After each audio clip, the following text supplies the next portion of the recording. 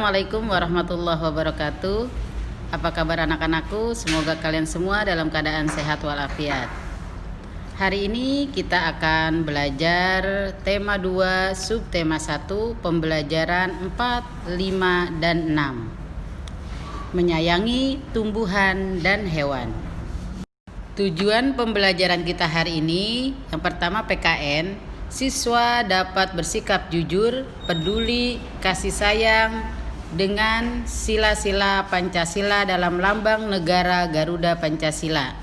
Siswa dapat mengetahui cara meminta maaf kepada orang lain. Bahasa Indonesia, siswa dapat menuliskan pesan dalam dongeng yang disajikan secara lisan, tulis, dan visual dengan tujuan untuk kesenangan. Siswa dapat mengenali karakter tokoh dalam dongeng dan menemukan pesan dan teks dongeng. Matematika, siswa dapat menjelaskan sifat-sifat operasi hitung pada bilangan cacah. Siswa dapat menyelesaikan soal cerita menggunakan sifat pertukaran pada penjumlahan. Dalam kegiatan sehari-hari, kita berhubungan dengan orang lain di sekitar kita. Kadang tanpa sengaja kita berbuat salah pada mereka. Saat berbuat salah, kita sebaiknya langsung meminta maaf. Meminta maaf diperlukan keberanian.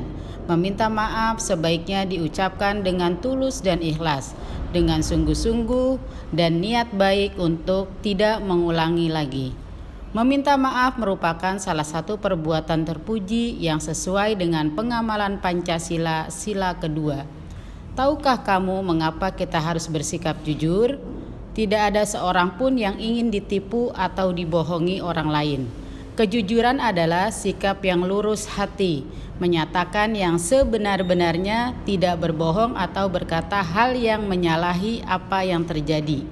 Kejujuran membawa keberkahan dan manfaat bagi kita, orang lain, dan lingkungan. Dan lagi, jika kita jujur, orang akan senang dan percaya dengan kita. Bukankah menyenangkan jika orang percaya pada kita?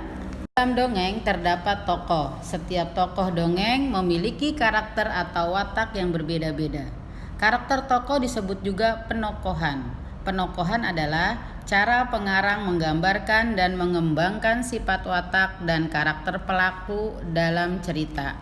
Penokohan dalam cerita ada 3 macam, yaitu tokoh, protagonis, antagonis, dan tritagonis. Tokoh protagonis adalah tokoh utama yang memiliki karakter baik, disukai, diidolakan pembaca dan pendengarnya. Yang kedua, tokoh antagonis. Tokoh antagonis adalah tokoh yang memiliki perwatakan tidak baik, jahat, dan dibenci pembaca dan pendengarnya. Tokoh tritagonis adalah tokoh pembantu yang bersifat netral dan penengah baik bagi tokoh antagonis ataupun protagonis. Cerita perumpamaan, jenis dongeng yang kiasan tentang nasihat-nasihat yang bersifat mendidik. Contoh, Haji yang Pelit. Cerita Pelipur Lara adalah cerita yang berisi hal-hal yang indah yang bisa menghibur hati. Cerita Pelipur Lara hampir sama dengan cerita Jenaka yang bertujuan untuk menghibur yang terdapat dalam unsur komedi di dalamnya. Bedanya, cerita Pelipur Lara lebih sering dibawakan oleh dalang yang menggunakan media wayang. Dalam dongeng ini biasanya berkisah tentang petualang peperangan yang kesatria yang berakhir pada kebahagiaan atau kemenangan bagi tokoh yang baik dan kehancuran bagi tokoh yang jahat.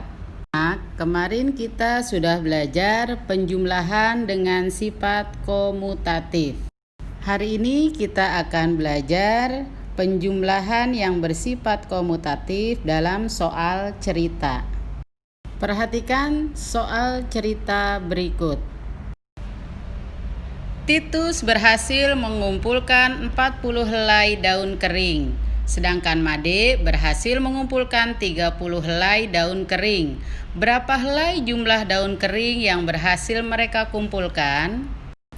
Cara menyelesaikannya dengan cara komutatif yaitu 40 ditambah 30 sama dengan 30 ditambah 40. Hasilnya berapa?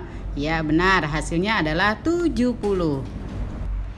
Contoh yang kedua, Edo mengumpulkan 400 helai daun nangka. Ia menyimpannya dalam kantong plastik hitam. Beni mengumpulkan 500 daun nangka. Ia meletakkannya dalam kantong plastik merah. Berapakah jumlah daun milik Edo dan Beni? Menyelesaikannya yaitu 400 ditambah 500 sama dengan 500 ditambah 400. Hasilnya 900. Sampai di sini dulu pembelajaran kita hari ini.